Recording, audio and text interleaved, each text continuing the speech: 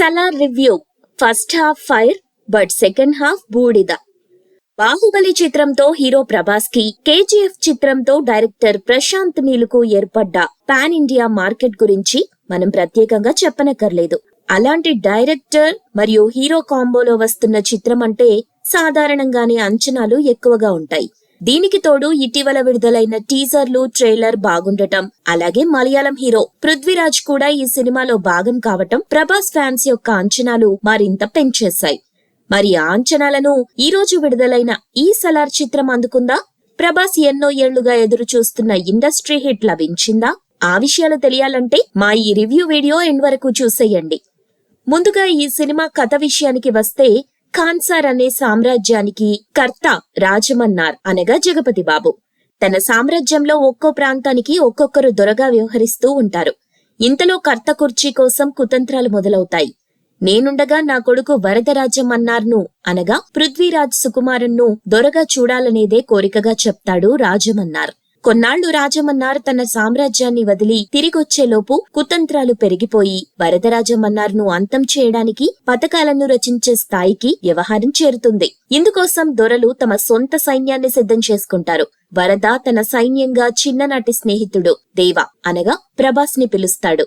ఈ దేవా ఒక్కడు మిగిలిన దొరలందరి సైన్యాన్ని ఎలా ఎదురించాడు? తన ప్రాణ స్నేహితుడు వరద కోసం దేవా ఏం చేశాడు? అతనికి సలార్ అనే పేరు ఎలా వచ్చింది? దేవా 25 ఏళ్లుగా ఊర్లు మారుతూ తల్లితో కలిసి ఒడిశా మారుమూల పల్లెలో ఎందుకు తలదాచుకోవాల్సొచ్చింది?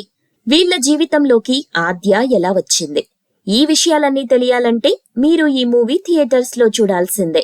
ఇక ఈ సినిమా ఎలా ఉందంటే, చిన్ననాటి స్నేహాన్ని చూపిస్తూ కథను మొదలుపెట్టిన దర్శకుడు అదే కథని 1000 ఏళ్ల క్రితం జరిగిన చరిత్రతో ముడిపెడుతూ చూపించటం ఆసక్తికరంగా ఉంటుంది. ఖాన్సార్ ప్రపంచాన్ని చూపిస్తూ అందులోని పాత్రలు పరిచయం చేస్తూ మెల్లగా కథలోకి తీసుకువెళ్లే ప్రయత్నం చేస్తాడు దర్శకుడు. ఫస్ట్ హాఫ్ లోను, సెకండ్ హాఫ్ లోను చాలా సేపటి వరకు ప్రభాస్ హీరోయిజం కనిపించదు.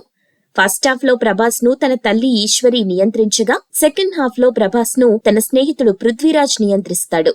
కానీ ఎప్పుడైతే ప్రభాస్ చేతికి కత్తొస్తుందో అప్పుడు ప్రభాస్ హీరోయిజానికి అవధులే ఉండవు. కేవలం ఎలివేషన్ కోసం డైరెక్టర్ అనుసరించిన ఈ వ్యూహం బాగా వర్కౌట్ అయిందనే చెప్పాలి.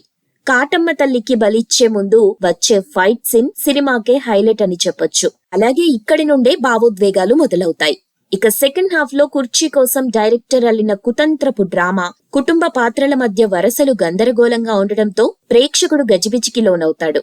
అయితే పతాక సన్నివేశాల్లో వచ్చే మలుపు బాగుండడంతో ప్రేక్షకుడు ఇంతకు ముందు జరిగిన గందరగోళం మర్చిపోతాడు. సరిగ్గా డైరెక్టర్ చూపించిన ఆ మలుపు నుండే ప్రభాస్ అసలు పాత్ర పరిచయం కావడంతో సినిమా సెకండ్ పార్ట్ కి బీజం పడుతుంది. ఆ సెకండ్ పార్ట్ కి డైరెక్టర్ శౌర్యంగా పర్వంగా పేరు కూడా పెట్టి మనకు పరిచయం చేసేసి సినిమా ముగిస్తాడు. ఇక ఈ సినిమాలో ఎవరెలా చేశారంటే, చాలా సంవత్సరాల తరువాత ప్రభాస్ కటౌట్ కి తగ్గ సినిమా పడిందని చెప్పొచ్చు. ఆయన అభిమానులు ఆయన నుండి ఏం ఆశిస్తారో అవన్నీ ఈ సినిమాలో ఉన్నాయి. తల్లిచాటు కొడుగ్గా, మాట జవదాటని స్నేహితుడిగా అమాయకంగా కనిపించే విధానం బాగుంది. ప్రభాస్ హీరోయిజం స్టైల్ ఎలివేట్ చేసేలా దర్శకుడు డిజైన్ చేసిన సీన్స్ ప్రభాస్ అవలీలగా చేసి పడేశాడు. ఇక హీరోయిన్ శృతి హాసన్ పాత్ర కేవలం ఫస్ట్ హాఫ్ లోనే ఉంటుంది. అది కూడా అంత ప్రాధాన్యత ఉన్నది కాదు. పృథ్వీరాజ్ పాత్ర ఆకట్టుకుంటుంది. అలాగే తన తండ్రిగా నటించిన జగపతి బాబు నటన అద్భుతం. ఇక ప్రభాస్ కి పృథ్వీరాజ్ కి మధ్య స్నేహం అనే కెమిస్ట్రీ బాగా పండింది. మిగతా నటీనటులు పాత్రల పరిధి మేరకు నటించారు.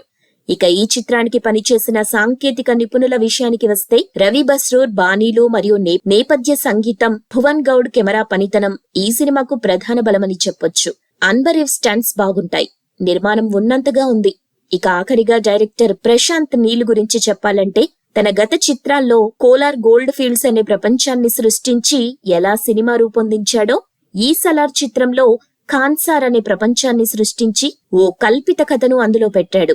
కేజీఎఫ్ సినిమాతో పోల్చుకుంటే సలార్ లో ఎలివేషన్స్ తక్కువగా ఉన్నాయి. దీనికి కారణం డైరెక్టర్ డ్రామా మీద ఫోకస్ ఎక్కువగా పెట్టడం. సెకండ్ హాఫ్ లో కుటుంబ పాత్రలు, కుతంత్రాలు డ్రామా నడిపించే విధానంలో కూడా డైరెక్టర్ కొద్దిగా తడబడ్డాడు.